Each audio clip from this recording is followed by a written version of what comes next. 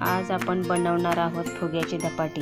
फुग्याची धपाटी म्हणजे तळून केलेली धपाटी। त्यासाठी लागणारे साहित्य: मिक्स पीठ, तयार खरडा म्हणजे लसूण 10 ते 12 पाकळ्या, मिरच्या 20 ते 25, 1 चमचा जिरे, हे सगळं घालून तयार केलेला खरडा। आता परात घेऊन त्यात पीठ चाळून घ्यायचं आणि त्यात 5 चमचे खरडा घातला, कोथिंबीर घातली, तीळ घातलं, ओवा पण घातला, चेचलेला लसूण घातला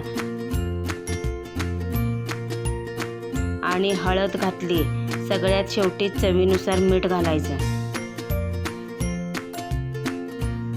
हे सगळं पिठात मिक्स करायचं। मिक्स करून झाल्यावर थोडं थोडं पाणी घालून पीठ मळून घ्यायचं।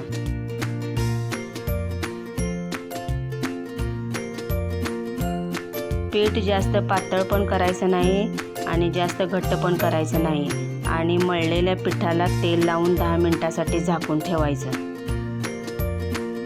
जास्त वेळ पीठ ठेवायचं नाही, नाहीतर पातळ होते। आणि परत 10 मिनिटांनी बघा पीठ कसं भिजलंय ते। आणि आता आपल्या लहान मोठ्या साईजनुसार गोळे तयार करून घ्यायचे। तुम्ही बघा मी केवढे गोळे तयार केले ते। 5 ते 6 गोळे तयार करायचे, जास्त करून ठेवायचे नाहीत, नाहीतर पातळ होते। सगळी पीठ मिक्स असल्यामुळं कणिक पातळ होण्याची शक्यता असते। आणि आता मी पापड करायच्या मशीनवर करून घेणार आहे। कसे ते बघा।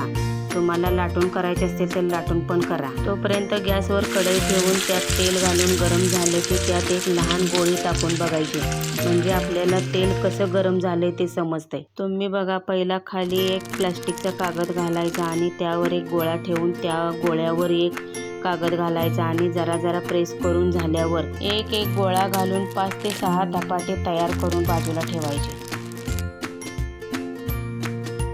तयार करून ठेवलेली धपाटी एक एक तळून घ्यायची।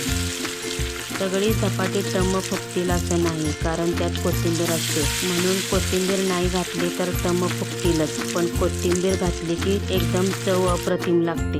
राहिलेली सगळी धपाटी अशीच तळून घ्यायची। बघा मी कसं तळून घेतले ते। अशीच आगळी वेगळी रेसिपी तुम्ही पण घरी करून बघा।